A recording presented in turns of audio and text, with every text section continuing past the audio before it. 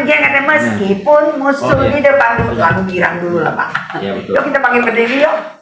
Kita mau senang hati Tuhan, amin. Amin.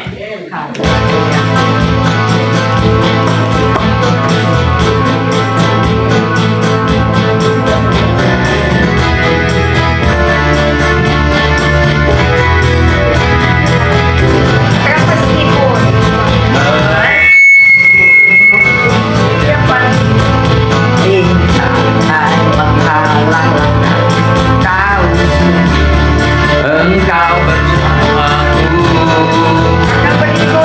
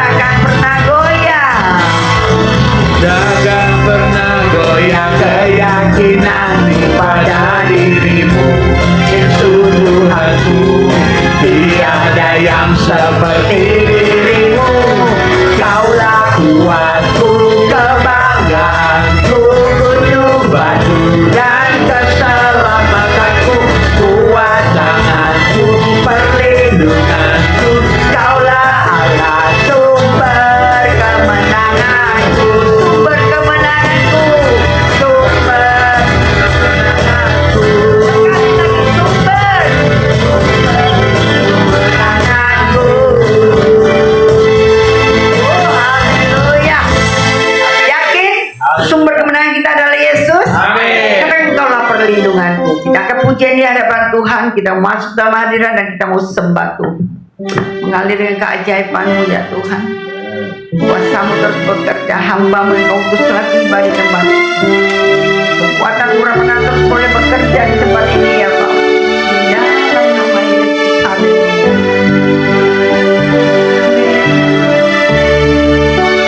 Sejukkan hatimu sampai membuka hatimu di hadapan Tuhan. Engkaulah perlindunganku ya Tuhan. Engkaulah perlindunganku, tempat perteduhan tempat perteduhan dari serangan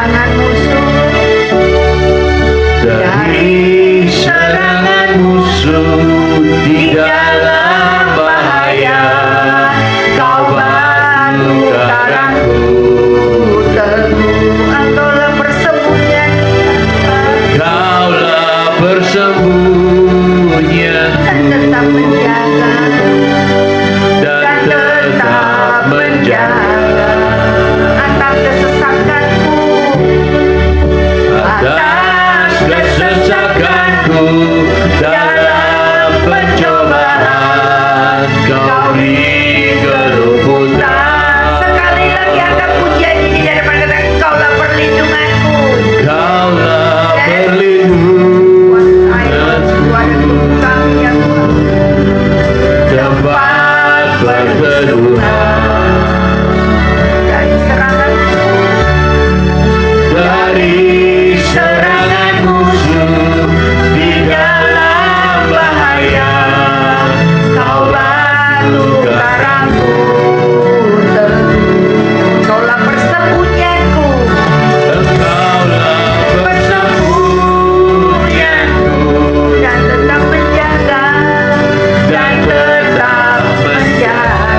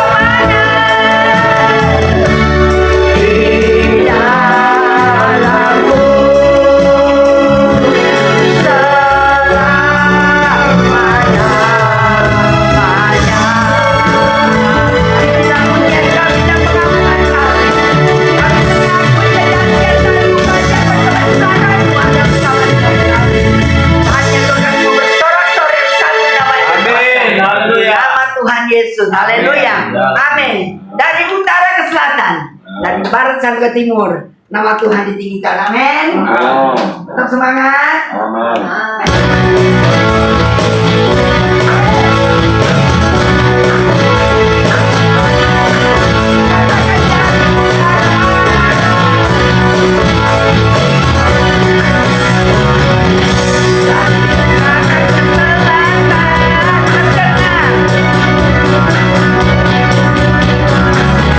Dari barat sampai ke timur, nama Yesus.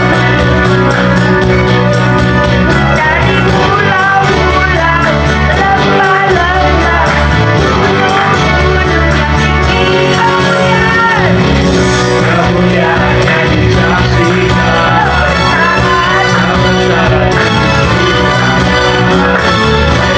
Yesus, nama Yesus. Nama Yesus disanjung.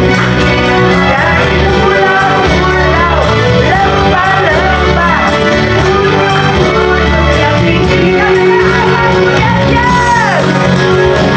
Allah dahsyat berkuasa, seluruh bumi sujud menyembah. Tinggikan namamu, Allah dahsyat berkuasa, seluruh bumi sujud menyembah. Tinggikan namamu. Sekali lagi.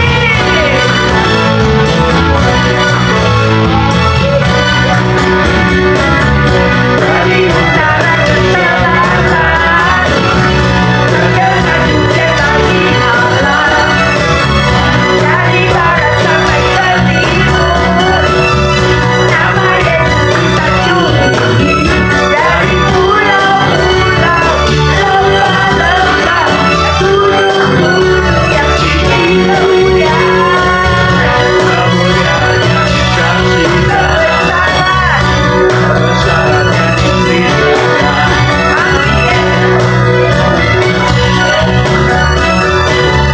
Nama Yesus disanjung. Dari pulau-pulau, gunung-gunung yang tinggi.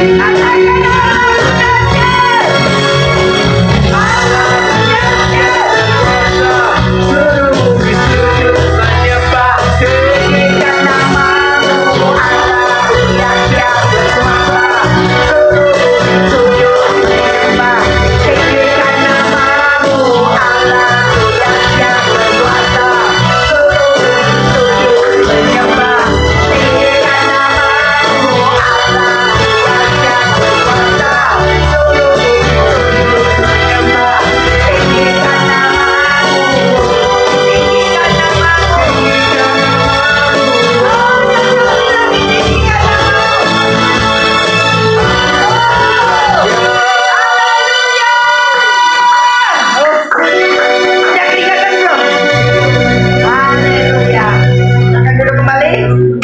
Haleluya. Hambanya di tengah-tengah kita mau dengarkan firman Tuhan. Amin. Seribu tak mengerti Oke. jalan-jalan Tuhan.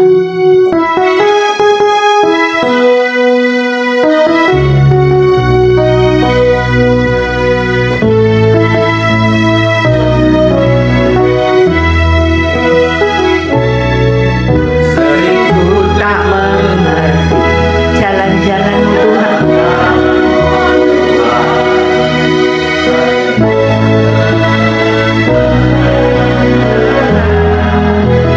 Walau seribu banyak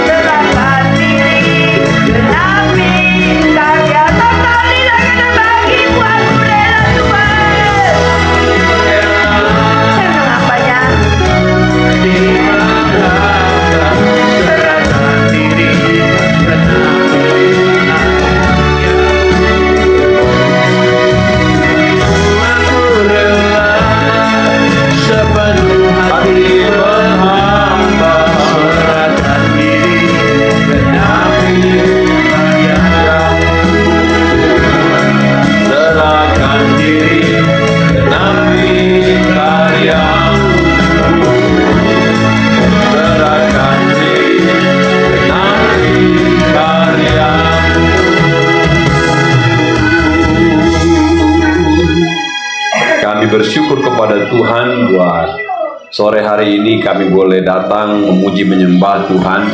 Allah kami, Allah yang hidup, Allah yang besar, Allah yang luar biasa. Terima kasih buat keputusan kemenangan kami mencari Tuhan. Dan kami yakin pada waktu kami datang kepada Tuhan dengan sungguh, dengan penuh iman, maka Tuhan menjamah kami, memulihkan kami, menolong kami, memberkati kami, mengerjakan perkara-perkara indah bagi setiap kami yang hadir. Kami yakin tidak satu pun kami datang dengan sia-sia, karena kami datang pada Allah yang besar, Allah yang dahsyat, Allah yang hebat. Dan kami yakin semua masalah, pergumulan, tantangan, rintangan, keperluan apapun yang kami hadapi, bersama Tuhan kami dapat melaluinya, karena Tuhan kami sanggup menolong kami. Sebentar kami mau dengarkan firman Tuhan. Engkau berkati kami semua pada saat sore ini. Arahkanlah pikiran kami tertuju pada firman Tuhan. Pikiran yang bercabang-cabang ditarik fokus kepada firman-Mu dalam nama Yesus. Engkau jamah hati kami Tuhan, agar hati kami siap seperti tanah yang subur, agar ketika benih firman ditaburkan, maka firman itu bisa berakar, bertumbuh dan berbuah lebat. Dan kami rindu jamah roh kami, karena roh kami berasal daripada roh Tuhan, agar kami mengalami hidupnya Tuhan, mengerti kehendak Tuhan, dan kami dapat menerima, melakukan, bahkan mengalami firman Tuhan yang kami dengar sore ini. Dan berkati firman-Mu dalam nama anak-Mu Tuhan Yesus Kristus kami ucap syukur dan berdoa. Kita yang percaya katakan amin. Shalom. Silakan duduk bapak-bapak dan ibu-ibu, lebih banyak ibu-ibu ya. Terima kasih kepada Tuhan. Terima kasih buat pelayanan yang dipercayakan oleh Bapak Gembala dan Ibu yang sudah mempercayakan saya pada saat ini. Saya akan sampaikan firman Tuhan, judulnya Tangan Tuhan Tak Terlihat. Ya, tangan Tuhan tak terlihat. Dalam Mazmur 10 ayat 12, firman Tuhan katakan demikian. Mazmur 10 ayat 12, firman Tuhan katakan demikian. Bangkitlah Tuhan, ya Allah, ulurkanlah tangan-Mu, janganlah lupakan orang yang tertindas. Ya, sekali firman Tuhan Mazmur 10 ayat 12. Bangkitlah Tuhan, ya Allah, ulurkanlah tangan-Mu, janganlah lupakan orang yang tertindas. Pemazmur berseru kepada Tuhan agar Tuhan ulurkan tangannya. Pasti saudara, Tuhan tidak punya wujud. Namun kalau Tuhan tidak punya wujud, bukan berarti Dia tidak berkuasa. Ya, Dia amat berkuasa. Dan permohonan daripada pemazmur, ketika ada orang-orang tertindas di bumi, ada orang-orang terancam, ada orang-orang tertekan, mereka berseru kepada Tuhan. Dan pemazmur katakan, tangan Tuhan dari sorga siap terulur untuk menolong orang percaya, meski kita nggak bisa lihat tangan Tuhan. Ketika tangan Tuhan terulur atas hidup kita, maka yakinlah pertolongan-pertolongan Tuhan yang ajaib besar terjadi. Amin. Iya. Dalam Keluaran 14 ayat 21, Keluaran 14 ayat 21, firman Tuhan katakan demikian. Keluaran 14 ayat 21, firman Tuhan katakan demikian. Lalu Musa mengulurkan tangannya ke atas laut, dan semalam-malaman itu Tuhan menguakkan air laut, ya, dengan perantaran angin timur yang keras, membuat laut itu menjadi tanah kering, maka terbelahlah air itu. Coba perhatikan kata Tuhan menguakkan air laut. Kata menguakkan air laut itu, Bapak Ibu, kalau ada air di baskom, lalu Bapak Ibu ambil tangan, masukkan, dibuka gitu loh. Itu kata menguakkan. Ya, ada air di baskom, walaupun nanti saudara buka, nanti nyatu lagi airnya, gitu kan? Tapi untuk saat kebuka dia, tapi nanti dia nyatu lagi. Orang Israel bebas dari Mesir. Mereka dijajah 430 tahun. Sakit dijajah. Ya. Ketika mereka dijajah, mereka berseru kepada Tuhan agar Tuhan bebaskan mereka. Dan Tuhan mengangkat, Tuhan memilih pemimpin bernama Musa untuk memimpin mereka. Dan Tuhan suruh Musa untuk bicara sama Firaun, lepaskan umatku untuk mereka beribadah di padang gurun. Nah, ketika Musa datang pada Firaun, Musa katakan, Firaun, tolong bebaskan umat Israel untuk mereka beribadah di padang gurun. Firaun katakan, nggak boleh, karena kalian adalah orang jajahan saya. Lalu Musa katakan, yang suruh Tuhan, nggak peduli sama Tuhanmu, nggak peduli saya, katanya. Yang penting nggak boleh, kalian tetap menjadi orang jajahan. Lalu Musa katakan, kalau engkau bandel nanti Tuhan akan menghukum Mesir. Bodoh amat Tuhan hukum Mesir, katanya. Saya punya dewa lebih banyak daripada Tuhan. Karena mereka percaya dewa matahari, dewa Ra pada saat itu. Dan Firaun merasa, dan orang Mesir merasa Firaun itu titisan dewa matahari. Jadi punya kekuatan, punya kuasa. Ya. Lalu kalau begitu, okelah, kata Musa, nanti engkau siap-siap menerima tulah. Maka mulai Mesir dihantam sama tulah, Bapak Ibu. Ya, mulai datang tulah lalat, mulai datang tulah kodok, mulai tulah air menjadi darah, mulai tulah hujan batu es. Saudara pernah lihat hujan batu es nggak? Ya, di Indonesia paling segini-segini. Kalau saya baca di Alkitab itu batu segede-gede, segede bola kasti gitu ya, gede, sehingga itu menghancurkan ladang, Bapak Ibu. Mulai datang belalang. Belalang itu gunanya merusak semua panen. Jadi belalang itu datangnya mungkin ratusan juta. Jadi kalau hinggap di kebun atau di tempat persawahan makan padi, ketika terbang mereka habis sudah padinya berapa hektar. Ngeri ya. Lalu Tuhan berikan Mesir itu gelap gulita 3 hari 3 malam mendadak, nggak tahu kenapa. Gelap ya, pagi nggak ada, siang nggak ada, gelap saja, matahari nggak berkutik. Jadi Tuhan ingin tunjukkan yang disembah oleh orang Mesir, matahari itu kali itu ditutup sama Tuhan. Tuhan lebih hebat, amin ya. Dan sampai terakhir Tuhan katakan kepada Musa, bilang sama orang Israel agar mereka potong domba dan darahnya bikin di tiang pintu, karena malam hari nanti aku akan suruh malaikat maut pencabut nyawa akan mencabut semua nyawa anak-anak sulung di Mesir, termasuk anak raja, putra mahkota akan kucabut. Jadi kalau orang Israel taruh darah di tiang pintu, maka malaikat tidak masuk ke rumah itu, sehingga anak sulung itu tetap hidup. Tapi anak sulung yang tidak ada darah pintunya, maka malaikat mau masuk dan cabut. Dan Musa kasih tahu sama orang Israel, dan mereka potong kambing, potong domba, lalu kasih cat gitu, di cat tiang pintunya sehingga ada tanda darah. Dan tepat jam 11-12 malam turunlah malaikat maut ke tanah Mesir, Bapak Ibu. Dan ketika malaikat maut lihat ada tiang pintu, ada darahnya, dia lewat. Karena orang Mesir, orang Israel waktu itu di kota Kairo mungkin bertetangga kayak kita di sini kan. Ada Kristen, ada non-Kristen ya kan, ada Konfutsu, ada macam-macam agama Indonesia. Zaman itu kayak gitu. Jadi mereka orang Yahudi percaya Tuhan sama enggak orang Mesir itu dempet-dempetan rumahnya. Jadi ketika malaikat lihat, oh ini rumah enggak ada, masuk dia cabut nyawa anak sulung semua. Sampai malaikat masuk ke istana Firaun dan lihat putra mahkota sedang tidur, dicabut nyawanya. Dan pada malam itu terjadi tangisan di Mesir karena semua anak sulung dicabut nyawanya. Ya, saya belum pernah dengar berita ada orang tinggal di komplek, satu komplek mati anaknya satu malam, satu gang komplek ini mungkin ada berapa, 20 rumah ya, satu malam mati serentak anaknya. Belum pernah saya baca berita di seluruh dunia kayak gitu. Tapi di Mesir katanya bukan satu komplek, bukan satu kelurahan, satu negara dicabut nyawanya, satu kota dicabut. Maka terjadilah tangisan yang mengerikan. Sehingga orang-orang Israel, yang orang Yahudi yang anak-anaknya masih hidup, mereka pun merinding mendengar tangisan daripada orang-orang Mesir yang anaknya meninggal dunia. Satu kali saya tinggal di hutan kayu. Saudara tahu hutan kayu? Hutan kayu, daerah Jakarta Timur sana. Saya ngontrak waktu itu sama adik-adik.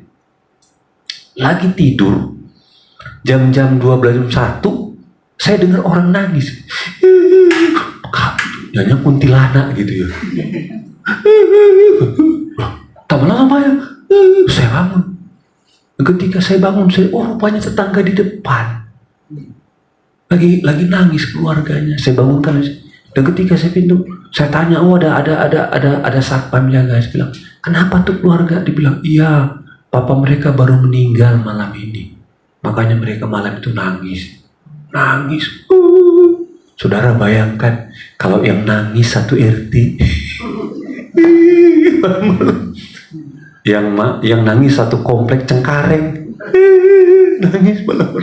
Yang nangis itu satu negara, nangis, anaknya meninggal dunia malam-malam. Dan Firaun teriak, panggil Musa, katanya. Panggil Musa. Dan Musa datang, dan Firaun katakan, keluar dari negara saya. Kalau enggak akan ada malapetaka hebat. Keluar saat ini, keluar besok pagi, keluar, katanya. Maka besok pagi orang Israel mulai keluar bebas. Nggak perlu berontak, nggak perlu suap pejabat, mereka merdeka. Karena apa? Karena Tuhan campur tangan membunuh putra sulung orang Mesir, termasuk putra mahkota. Mereka keluar. Alkitab katakan, ketika mereka keluar, mereka minta harta-harta berharga sama tetangganya. Ya, minta emas dong. Mereka orang Mesir katakan, ini pergi, minta kalung dong, semua barang berharga dimintain. Dan orang Mesir dengan senang hati, yang penting lu keluar, pergi, ambil. Mungkin kalau minta mobil, lo ambil itu mobil kayak gitu. Kalau mungkin waktu itu ada mobil, saya nggak ada, ya kan. Dan mereka pergi dengan sukacita. Dan ketika mereka sudah jauh keluar Mesir, Firaun pikir, lah, kalau orang Israel pergi, siapa jadi pembantu? Siapa yang nyapu jalan? Siapa yang bangun gedung? Siapa yang kerja rodi? Kagak ada. Siapa yang mau disuruh-suruh? Aduh, repot di kita nih, katanya. Maka Firaun mulai pikir, mendingan ditarik lagi dah, dikejar lagi itu orang Israel supaya mereka masuk lagi menjadi budak. Dan sementara orang Israel ada di antara padang gurun dan gunung, dan ada laut Tebrau, kata Alkitab. Maka tentara Firaun datang mengejar yang kereta kuda. Dari kejauhan orang Israel melihat debu mengepul. Bapak Ibu, kalau di padang gurun itu ada kuda banyak, itu pasti debunya dari jauh itu naik, ya Pak ya? Debu, dan orang, wah itu Firaun, matilah kita. Mereka takut, mereka ngomel, mereka salahin Musa. Makanya Musa, jangan bawa kita keluar nih, kalau kita dibunuh gimana nih? Cari perkara sih lu, katanya. Diomelin Musa. Dan Musa datang sama Tuhan. Biasanya begitu Bapak Ibu. Kalau ada masalah dalam sebuah tempat, sebuah lokasi, pasti pemimpinnya disalahin. Itu biasa itu. Kalau ada masalah di kantor, pemimpinnya yang disalahin. Di gereja, gembala disalahin. Itu biasa itu. Di lingkungan RT disalahin, biasa gitu ya. Kayak di mana itu ada banjir. Nih Pak Jokowi gimana nih? Kampung gua banjir. Kampung yang banjir Jokowi disalahin. Ini Indonesia itu aneh-aneh. Jadi kalau ada apa-apa masalah, pasti pemimpin disalahin. Ini Musa nih, gara-gara Musa nih. Dan Musa datang sama Tuhan, dibilang, Tuhan ini gimana? Ini udah ngomel di sana, datang Firaun mati nih. Ya kata Tuhan, Musa, di tanganmu ada apa? Kata, ada tongkat Tuhan. Arahkan tongkatnya ke arah laut, katanya. Maka aku akan turun tangan. Dan ketika Musa mengarahkan tongkat ke arah laut, Alkitab katakan, maka datang angin timur yang gede. Angin timur, dan ketemu di tengah, dan hajar itu, tekan itu laut Tebrau. Laut Tebrau itu Bapak Ibu kedalamannya 2.700 meter.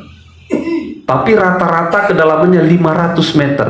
Jadi kedalaman paling dalam 2.700, tapi rata-rata 500 meter. Monas tingginya 125. Jadi 4 kali Monas kedalamannya. Dalam itu Bapak Ibu. Dan katanya semalam-malam angin menghajar itu laut. Menghajar, ada orang katakan kecepatan 230 km per jam dalam volume yang besar, dan mulai air itu terbelah kayak dinding, terbelah dia, mulai terbelah sampai ke dasar laut, terbelah dan kelihatan dasarnya, dan dinding 500 meter kiri, dinding 500 meter, dan itu dinding air Bapak Ibu. Dan Musa katakan, mari lari cepat seberang. Dan semua orang Yahudi berjumlah kurang lebih 2 juta orang lari cepat-cepat. Tentara Firaun masih, mereka lari di dasar laut dan terus menyeberang. Jarak antara pantai satu dengan ujung pantai sebelah sana saya sudah ukur kurang lebih 9 km. 9 kilo, dan dibutuhkan kurang lebih jalan kurang lebih 7-6 jam. Jadi mereka lari semalam-malam, nanti nyampe nyebrang tuh pagi. Kurang lebih katanya 7, 6, 7, 8, 9 jam mereka nyebrang. Dan yang lari ini bukanlah anak muda, ada anak sekolah minggu, ada oma opa yang jalannya pelan, ya Pak ya? Iya, makanya mereka rombongan rame-rame agak pelan sedikit. Tapi mereka mulai jalan dan tiba-tiba dari belakang orang Firaun mulai, karena naik kereta kuda lebih cepat, mengejar sampai ke dasar laut. Tapi Alkitab katakan walaupun mereka kenceng naik kereta kuda, yang paling cepat tidak bisa menyentuh orang paling lelet di orang Yahudi. Kenapa? Karena tangan Tuhan yang menahan. Pertama, tangan Tuhan belah air laut. Kedua, tangan Tuhan nahan pasukan paling cepat, sehingga dia tidak bisa menyentuh orang paling lambat di Israel semalam-malaman. Dan kalau sudah dekat, Alkitab katakan, maka tangan Tuhan mulai patahin roda kereta kuda itu. Patah kereta kuda itu. Udah, kalau patah nggak bisa gerak lagi, dipatahin sama Tuhan. Dan ketika mereka sudah berat, kereta sudah pada patah, orang Israel, orang Mesir katakan, wah ini kita lawan Tuhannya orang Israel, balik dah katanya, nggak menang kita. Ini mereka mau putar balik. Ketika mau putar balik, mau arah ke pantai, kita katakan, Tuhan bilang sama Musa di tengah-tengah, Musa tunjukkan tongkatmu ke belakang. Dan ketika Musa tunjukkan tongkat ke belakang, orang Mesir mau lari dari tengah ke pinggir, air laut dari sini ketutup, tang, tang. Dan ketika mereka dekat, maka mereka ditelan air laut. Sementara orang Mesir, orang Israel tetap jalan sampai mereka tiba di pinggir. Barulah nanti semua air laut itu nyatu lagi, gede, dan mereka selamat di seberang. Orang Mesir, Firaun, tentara paling jago, tenggelam dibunuh Tuhan di dasar laut. Dan kalau mereka bisa melepaskan diri dari kejaran pasukan paling kuat, Alkitab katakan karena tangan Tuhan yang belah air laut.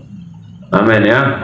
Amin. Saya berdoa kalau nyampe di surga, minta malaikat putar YouTube-nya. Malaikat minta putar YouTube-nya, gue pengen lihat kayak apa. Boleh dong minta? Iya boleh. Oh, ini ceritanya hebat ini. Ya, saya sudah baca Alkitab kitab Kejadian sampai kitab Wahyu, nggak ada peristiwa sehebat ini saya lihat. Ya, ini luar biasa kejadian. Air laut terbelah, ya, sedalam 500 meter, lebarnya 9 kilometer. Bagaimana itu bisa terjadi? Angin timur kencang menekan. Pengen lihat gimana sih kejadiannya nanti. Minta malaikat putar dong. Gua pengen lihat deh.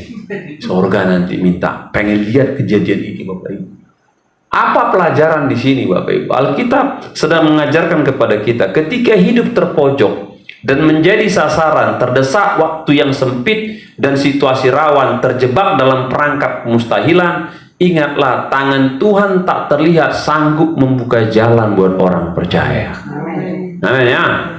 Ketika orang percaya hidupnya terpojok, menjadi sasaran, terdesak waktunya sempit, situasinya rawan, terjebak dalam perangkap mustahil selamat, mustahil tertolong. Tapi ingatlah selama Anda berseru percaya pada Tuhan, maka tangan Tuhan tak terlihat sanggup buka jalan. Sanggup buka jalan. Apapun kondisimu yang paling mustahil, paling tidak mungkin bisa terjadi, bisa terjadi. Laut Teberau saja Tuhan bisa belah. Perhatikan Bapak Ibu ya, Laut Teberau dengan masalah 2 juta orang. Masalah 2 juta orang banyak kan? Kalau masalah satu bangsa 2 juta aja tangan Tuhan bisa campur tangan. Apalagi cuma masalah pribadi, apalagi masalah satu keluarga. Amin ya. Apalagi masalah keluarga besar, apalagi masalah gereja, tangan Tuhan lebih hebat. Masalah satu bangsa saja, tangan Tuhan bisa buka jalan. Apalagi masalah-masalah kita. Jadi kalau hidup kepepet, hidup jadi inceran orang, hidup tersudut, sepertinya nggak ada jalan, tetap datang berserah pada Tuhan seperti Musa.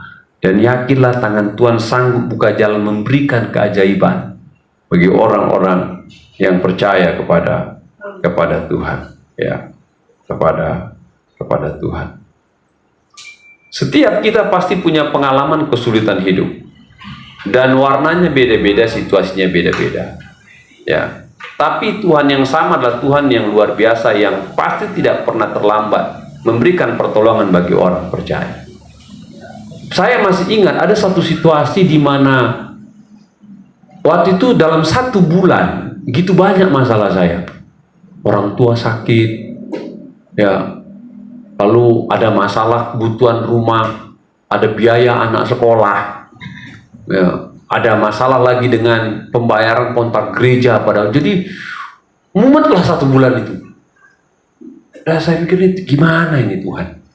Dikerjain juga nggak mungkin bisa saya kerjain. Ya, ngelobi orang juga belum tentu orang mau bantu. Ya, udah cuma doa saja, puasa saja, doa saja minta. Dan perhatikan Bapak Ibu, dalam jangka sebulan itu satu persatu Tuhan buka. Minggu pertama ini kebuka, minggu kedua Tuhan buka, minggu ketiga Tuhan buka. Akhirnya dalam jangka 1 bulan tangan Tuhan buka semuanya. Dan masalah yang sulit-sulit saya alami bisa tertolong. Karena Tuhan itu Tuhan yang sungguh sangat baik. Amin ya. Sekalipun sepertinya benang kusut kita terjerat, yakinlah masih ada tangan Tuhan yang tak terlihat, yang sanggup memberikan pertolongan dan jalan keluar. Yang kedua, Mazmur 54 ayat 4 Alkitab katakan demikian. Mazmur 54 ayat 4 firman Tuhan katakan demikian. Sesungguhnya Allah adalah penolongku, Tuhanlah yang menopang aku.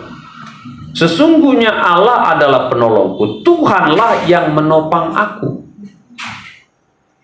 Kata menopang itu seperti tangan mikul baki lagi untuk bawa kue gitu loh. Saudara pernah nggak lihat orang jualan kue pakai gini dia? Menopang.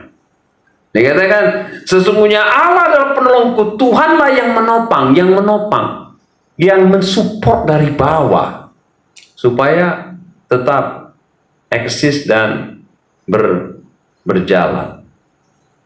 Ayat ini cerita mengenai di mana Daud menjadi pelarian. Ya. Yang luar biasa, dia menjadi pelarian, dikejar-kejar oleh bapak mertuanya Saul, karena anak cewek Saul kawin sama Daud. Dijodohin. Nah, ketika Daud semakin terkenal, maka Saul mulai jealous dan Saul mulai mau bunuh Daud. Dia sudah tombak gak kena, dia suruh kejar. Yang penting Daud harus mati. Kalau enggak mati, maka kerajaan daripada Saul itu bisa goyang. Maka mulailah Daud menjadi pelarian. Dia lari ke desa-desa dikejar, dia lari ke gua-gua dia dikejar, bahkan dia sempat lari ke negara orang. Ya, dia lari pontang-panting. Dan yang mengejar dia bukan hanya satu pasukan. Saya baca di ayat lain, yang mengejar dia adalah Saul sendiri dengan 3.000 pasukan. Saudara, boro-boro dikejar 3.000. Intel kejar kita 5 aja udah keringat dingin ya, ya. 5 aja Intel keliling rumah kita udah keringat dingin, nggak bisa tidur kita. Jauh boro-boro 3.000. Dan yang pimpin raja sendiri. Yang saya tahu kalau raja turun tangan, maka di situ panglima terbaik ada. Bisa nggak Kapolrinya langsung? Nggak bisa. Jenderal hebat pasti ada di situ. Yang penting semua kekuatan militer, badan intelijen, pasukan elit pasti ada dengan Saul. Dan biasanya kalau kekuatan penuh sudah bergerak, sukar orang lolos. Siapa ya? Ahli strategi tahu, mata-mata juga tahu. Intelijen pasti tahu juga. Di mana Daud mereka sudah tahu. Sampai sekarang Bapak Ibu, badan intelijen terhebat di dunia itu masih punyanya Israel. Namanya Mossad. Mereka badan semua rahasia negara mereka tahu. Bahkan rahasia Indonesia juga mereka tahu. Ya, tapi nggak tahu siapa pemimpinnya, berapa anggotanya, kantornya di mana, nggak pernah tahu. Tapi orang tahu ada badan rahasia Israel. Kenapa? Memang dari sononya mereka sudah suka memata-matai tanah Kanaan, memata-matai negara musuh, memata-matai Yeriko. Mereka memang sudah suka mata-matai. Jadi mereka punya DNA memata-matai orang Yahudi. Jago itu. Yaitu DNA darah nenek moyang mereka. Sampai hari ini. Dan Daud menjadi sasaran. Yang saya tahu Bapak Ibu, kalau coba ngejar satu orang, nggak perlulah turun raja, ya kan? Nggak perlulah turun 3.000 pasukannya, cukup aja kirim 10 orang, beres kok, masalah 1 orang kok. Masa harus bawa 3.000 kayak perang besar? Dan Daud mulai, Bapak Ibu, Daud mulai berlari, dia masuk gua, dia masuk gunung. Satu kali katanya si Daud ada di sisi gunung sebelah kiri, Saul di sisi sebelah kanan katanya. Dan Saul dengan pasukannya sudah siap mengepung antara depan dan belakang, dia 3.000 orang kan. Dan Daud mulai ketangkap saat itu. Dan ketika Daud mulai ketangkap, Bapak Ibu, apa yang terjadi? Tiba-tiba ada intel datang, tiba-tiba bilang, Saul, Saul mundur. Kenapa? Karena Filistin menyerang ibu kota. Masa katanya negara kita terancam? Akhirnya hampir tangkap Daud, tapi datang intel negara, putar balik, mereka balik lagi ke Yerusalem, selamatkan negara daripada nangkap satu orang. Ya Pak ya. Dan kalau Daud lolos, hampir dapat, Alkitab katakan itu tangan Tuhan yang ganggu Yerusalem dengan Filistin dan selamatkan Daud. Ambil Daud, topang Daud, sehingga dia bisa selamat daripada ancaman daripada penguasa lalim atau jahat.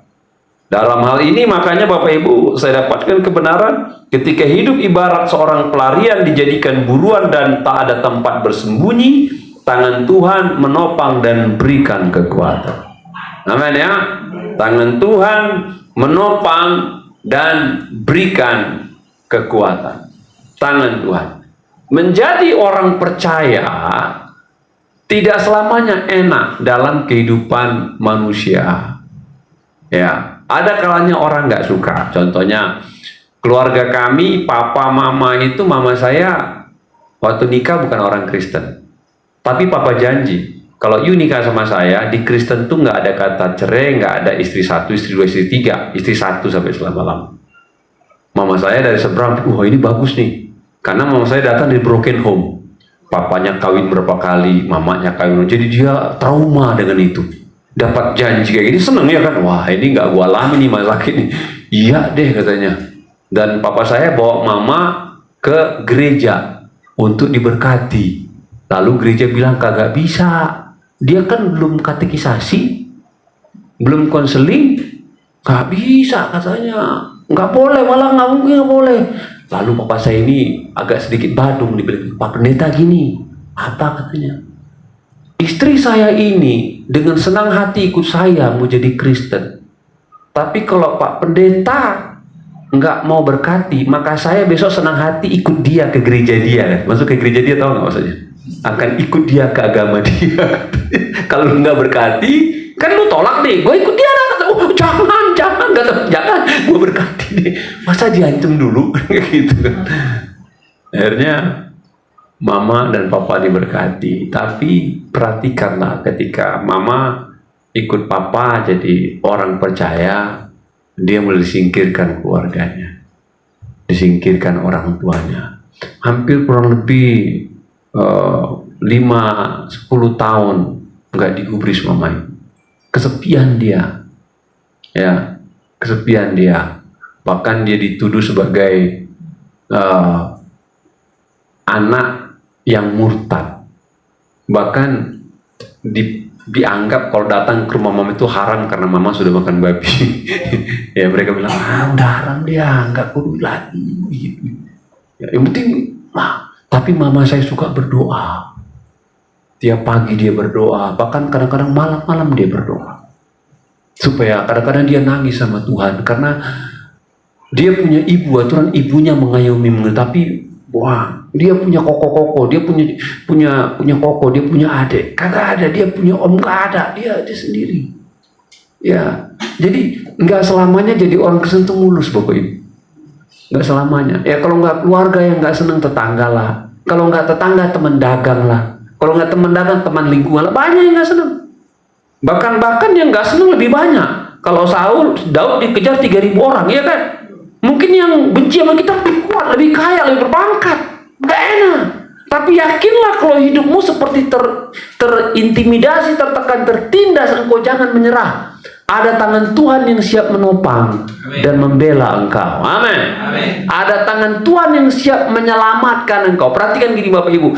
Dari cerita Daud dan Saul, sehebat-hebat apapun seorang raja, seorang penguasa, untuk mengatur strategi menangkap Daud, perhatikan. Kalau Tuhan tidak izinkan, maka seujung rambut Daud pun tidak terjamah oleh orang paling berkuasa pada saat itu. Ngerti maksudnya ya Bapak Ibu ya? Jadi kalau tangan Tuhan melindungi, seujung rambut Daud pun tidak tersentuh oleh 3.000 pasukan, bahkan oleh raja yang hebat sekali. Nggak bisa. Jadi jangan pernah takut sama manusia, takutlah sama Tuhan. Karena Tuhan sanggup memelihara saudara, menopang saudara, melindungi saudara, dan membentengi saudara.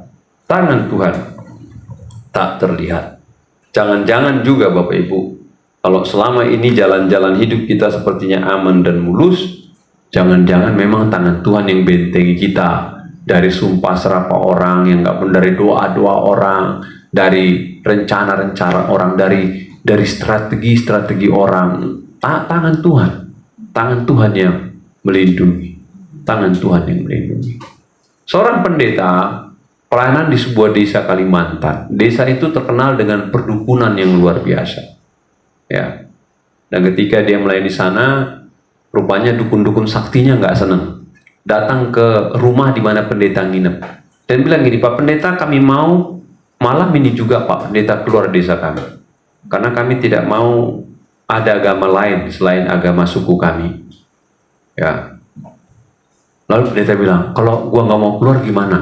Kalau Pak Pendeta nggak mau keluar, kami akan pakai guna-guna kami bunuh Pak Pendeta malam ini. Diancam sama 7 dukun. Pak Pendetanya takut nggak? Pak Pendeta bilang, salah katanya. Kenapa salah? Bukan saya yang mati, kalian yang mati malam ini. Gitu Pak Pendeta. Kalian salah. Karena saya punya Tuhan lebih hebat, lebih besar daripada Tuhannya, setannya kalian katanya. Malam ini bukan saya mati, kalian yang mati. Pendeta. Besok pagi apa yang terjadi? Betul. 7 dukun mati semua. Satu desa bertobat percaya Tuhan. Ya. Karena apa? Tangan Tuhan itu lebih kuat memagari, melindungi, membentengi. Orang-orang tetap percaya walaupun dia tidak terlihat. Amin ya. Jadi kalau ada orang sirik sama saudara, ada orang ngancam saudara, ada orang gosipin saudara, ada orang fitnah, ada orang rencana yang jahat, jangan pusing. Amin. Selama ada Tuhan, yakinlah dia sanggup melindungi engkau, sanggup menopang, sanggup magari. Nah, kalau Tuhan itu sudah bela, nggak ada orang yang bisa ganggu kita. Amin. Yang terakhir Kejadian 21 ayat 20. Ya, Allah menyertai anak itu sehingga ia bertambah besar. Ia menetap di padang gurun dan menjadi seorang pemanah. Ya, Allah menyertai anak itu sehingga ia bertambah besar. Ia menetap di padang gurun dan menjadi seorang pemanah. Ini ayat ini agak unik karena ini bukan bicara mengenai tokoh yang sering dikhotbahkan oleh pendeta. Anak ini bernama bukan Yakub, ya, bukan Ishak, tapi bernama Ismail. Ya, Ismail itu adalah anak gundik daripada Abraham. Ya, ada yang mengatakan mamanya bernama Ketura katanya. Ya, lalu satu kali si Sarah ini kan mandul, lalu udah doa puluhan tahun belum, lalu Sarah bilang sama suaminya, suamiku, ambillah pembantuku jadi istrimu, jadi selir. Ya, siapa tahu nanti Tuhan beri keturunan. Dan benar, ketika dijadikan budaknya si Sarah menjadi selir daripada mengandung si selir ini. Dan ketika dia mengandung, dalam pandangan Sarah kok kepedean, jadi kurang asam. Udah disuruh udah nggak mau, udah ngambek apa segala. Jadi merasa jealous lah Sarah. Lalu si Sarah komplain sama Abraham, tuh lihat tuh pembantu tuh udah mengandung, dia anggap enteng karena gue mandul katanya. Itu salah lu sih, kata si Sarah. Lalu Abraham bilang gini, kenapa salah gua katanya? Ya kan lu yang nawarin. Dia nah sekarang dia kayak gitu, kata lagian saya nggak ngajarin, dia kan pembantu lu katanya. Itu di bawah kekuasaan, perbuat seperti apa yang gue suka. Sarah dapat angin, dia tindas ini pembantunya. Mungkin yang tadinya angkat air 3 gayung, suruh 20 gayung hari itu. Mungkin ngepel rumah Sari, suruh 7 kali ngepel. Oh, tambah banyak kerjaan. Mungkin dulu cuci baju cuma 2 baskom, dibikin 5 baskom. Sampai udah hamil lagi. Akhirnya cewek ini, perempuan melari dia di padang gurun. Lari padang gurun, menangis dia. Ketika dia menangis, dia bilang, matilah saya katanya. Lalu malaikat turun. Malaikat bilang, jangan, lu balik lagi. Ntar nanti lu balik aja katanya. Balik aja. Nanti anakmu itu kau beri nama Ismail. Bapak Ibu, nama anak-anak Abraham itu datang dari Tuhan. Nama Ishak itu Tuhan yang kasih. Bukan dari Ishak, bukan daripada Sarah. Nama Ismail pun Tuhan yang kasih. Jadi kalau Anda benci dengan nama yang Tuhan kasih di Alkitab, Anda membenci Tuhan. Ngerti maksudnya? Ya. Ya, itu Tuhan yang kasih, itu nama dari Tuhan. Yang ini kasih nama Ismail, kasih nama Ishak. Itu Tuhan yang kasih. Baca di Alkitab. Ya. Dan Ismail katanya nanti dia akan menjadi besar, menetap di padang gurun menjadi seorang pemanah. Kenapa? Karena Allah menyertai anak ini. Allah. Di sini saya lihat letak keadilan Tuhan, Bapak Ibu. Tuhan itu adil. Ada anak dari istri kandung namanya Isa, Tuhan berkati, ya kan? Ada anak dari selir yang kurang beruntung, Tuhan sertai. Tuhan itu adil, amin. Tuhan gak pilih kasih. Manusia bisa pilih kasih, Tuhan tidak. Dia Allah yang adil. Manusia boleh pilih-pilih, Tuhan tidak. Dia Allah yang adil. Ya. Dan ketika nanti Bapak Ibu si selirnya diusir oleh Abraham karena usia 13, usir Ismail katanya. Nanti dia menjadi saingan anak kita, usir dia nama sama emaknya. Akhirnya diusir Abraham. Yang luar biasa ketika diusir Bapak Ibu, tidak dikasih harta warisan. Sementara itu anak dia asli. Nggak dikasih unta, nggak dikasih lembu, nggak dikasih emas, dibiarkan aja, paling sekedar saja. Sampai nanti di padang gurun si ibunya akan membuang anak ini, dan anak ini menangis karena dia nggak tahan nanti kalau dia kausan mati, dan malaikat katakan jangan menangis. Kalau dia di depan itu ada sumur nanti namanya Laharoi, bahwa Allah mendengarkan tangisan orang yang berseru kepada Tuhan, yang dikenal dengan kata El Roi, Allah yang mendengar artinya. Jadi kalau pernah dengar kata El Roi, Laharoi itu sama saja. Itu dari kasus ini. Ya, dari kasus di mana Tuhan memperhatikan orang-orang yang terpinggirkan dengan campur tangan Tuhan. Dari pelajaran ini Bapak Ibu, saya dapatkan sebuah kebenaran bahwa ketika orang percaya terusir dan tidak diharapkan, terlantar di belantara keras tak bersahabat, jeritan dan air mata mewarnai kehidupan, tangan Tuhan pasti menyertai. Sekalipun sulit. Alkitab katakan maka Tuhan akan menyertai Ismail, menyertai ibunya. Nggak tahu Alkitab ceritanya bagaimana. Dan saya nggak tahu dari mana mereka cari makan, dari mana dapat roti, dari mana dapat daging, dari mana mereka dapat. Tapi katanya tangan Tuhan ada, walaupun nggak ditulis Alkitab. Sampai anak itu jadi besar, dia jadi seorang archer, menjadi pemanah handal. Nanti kalau sudah baca Alkitab kitab Kejadian, Keluaran, nanti Ismail ini Bapak Ibu menjadi bapak daripada 12 raja-raja Arab. Dapat ya? Jadi 12 raja-raja Arab itu Ismail lah nenek moyangnya. Dia melahirkan raja-raja hebat. Nah kalau saudara perhatikan sekarang, negara Timur Tengah kaya-kaya. Saya sudah lewat Abu Dhabi, waduh kaya. Saya lewat Kuwait, kaya. Mata uang mereka kayak mata uang Kuwait 3 kali lipat daripada dolar. Kalau dolar 15.000, dia 45.000. $1 Kuwait. Gila itu. Uangnya mahal-mahal. Daerah-daerah Timur Tengah itu ada Dubai lagi. Wah mewah. Dubai itu ada negara terkaya. Saya rasa itu dia ada menara pencakar langit namanya Burj Khalifa, tingginya 828 meter. Belum ada gedung tertinggi setinggi yang mereka bangun. Ya. Luar biasa. Dan itu ini nenek moyangnya. Pernah menderita zaman Alkitab, pernah terbuang, pernah diusir, tapi Allah itu adil. Amin ya. Allah itu adil, akan pelihara dia, akan sertai dia. Siapa di antara saudara punya keluarga besar dan Anda terzolimi di keluarga besar, nggak dianggap? Bahkan ketika orang tua meninggal, Anda nggak dapat bagian harta warisan. Anda tidak mendapat jatah Anda. Jangan takut. Tuhan bisa mengadakan segala keperluan untuk membackup saudara. Seorang bapak datang sama saya bilang, Pak Pendeta benar kok bapak. Kenapa? Dia bilang, saya dari keluarga Jawa Timur. Lalu katanya keluarga kami itu pengusaha kecap terkenal Jawa Timur, punya pabrik. Ketika punya pabrik, mereka 11 bersaudara. 11 bersaudara, dia dipercaya untuk kelola pabrik setelah papa meninggal, dan berjalan dengan baik. Tiba-tiba koko-koko sama cecenya kumpul rapat, pecat dia. Pecat, dalam jangka 2 tahun dipecat, dia nggak boleh pegang pabrik, dan nggak dikasih apa-apa. Nggak dikasih bagian saham, nggak dikasih. Keluar, biar kami kelola. Karena dia mungkin anak di tengah-tengah, dia bukan anak paling gede, dia anak tengah-tengah, keluar. Ya, dan dia meninggalkan harta perusahaan, kekayaan orang tua, keluarga besar, dan dia mulai rintis usaha kecil-kecil.